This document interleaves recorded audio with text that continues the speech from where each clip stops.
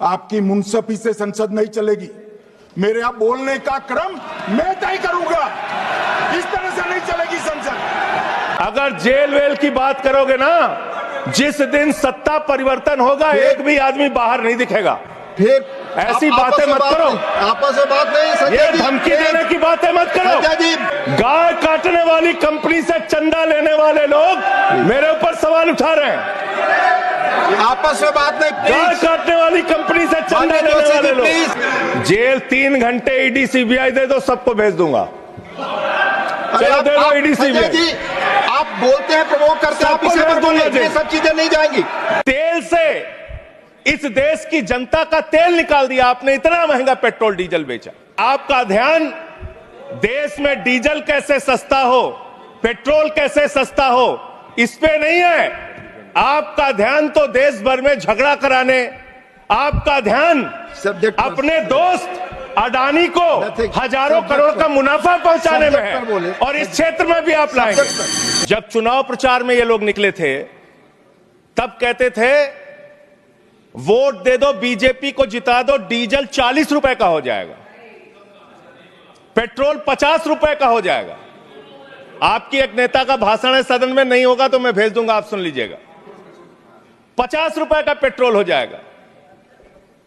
और मान्यवर, उस समय दुनिया के पैमाने पर कच्चे तेल का दाम क्या था?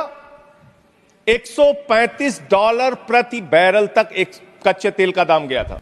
बावजूद इसके न तो डीजल ने न पेट्रोल ने, किसी ने सेंचुरी नहीं मारी। लेकिन जब पेट्रोल का दाम, कच्चे तेल का दाम दुनिया के पैमाने पर अंतर्राष्ट्रीय बाजार में $19 प्रति बैरल हो गया कोरोना के समय में, उस वक्त भी हिंदुस्तान में आपने महंगा डीजल बेचा, महंगा पेट्रोल बेचा, डीजल और पेट्रोल का दाम आपने कम नहीं किया। हमारे सत्ता पक्ष के मित्रों ने मोदी जी का भरपूर बखान किया कि उन्होंने किस तरह से भारत के प्रधानमंत्री ने ऑयल के क्षेत्र में, गैस के क्षेत्र में अनुकरणीय योगदान दिया है अपना। पूरी दुनिया में उनका डंका पीट रहा है, ऐसा बताया जा रहा है।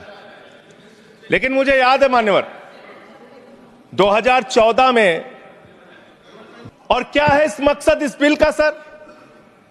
इसमें लिखा हुआ है कि आप इन्वेस्टर्स को बूस्ट करेंगे, इन्वेस्टर्स को, अलग अलग कॉर्पोरेट घरानों को बढ़ावा देंगे इस क्षेत्र में। इस बिल का एक मकसद, बड़ा मकसद यह भी है। और जो ओएनजीसी है मान्यवर, जिसको 23-24 का मुनाफा 40,000 करोड़ रुपए का हुआ है, मुनाफे की कंपनी जो है, जिस क्षेत्र में ओएनजीसी को, पब्लिक सेक्टर को, महारत्ना को मुनाफा हो रहा है, वहां मुनाफा कमाने के लिए आप और कंपनियों को लाना चाहते हैं। दूसरी बात, इस क्षेत्र के अंदर जो आप ये बिल ला रहे हैं, इसमें राज्य सरकारों के भी अधिकार आप छीन रहे हैं, और सारे अधिकार आप केंद्र के पास चाहते हैं, जिससे संघीय ढांचे पर भी चोट पहुंचेगी और राज्यों के साथ आपका झगड़ा और बढ़ेगा इस कानून के माध्यम से। यह फेडरल स्ट्रक्चर के भी खिलाफ है बुनियादी तौर पे, जिसका जिक्र भी बाकी हमारे साथी यहां पे कर रहे थे। मान्यवर, मैं बड़ी विनम्रता पूर्वक पूछना चाहता हूं, आपने कहा पेट्रोल का दाम कम होगा, डीजल का दाम कम होगा। जो बीजेपी शासित राज्य है, उनके 2-3 के ही नाम पढ़ रहा हूं मैं। चंडीगढ़ में आज पेट्रोल का दाम है 100 रुपए। बिहार में आज पेट्रोल का दाम है 105 रुपए।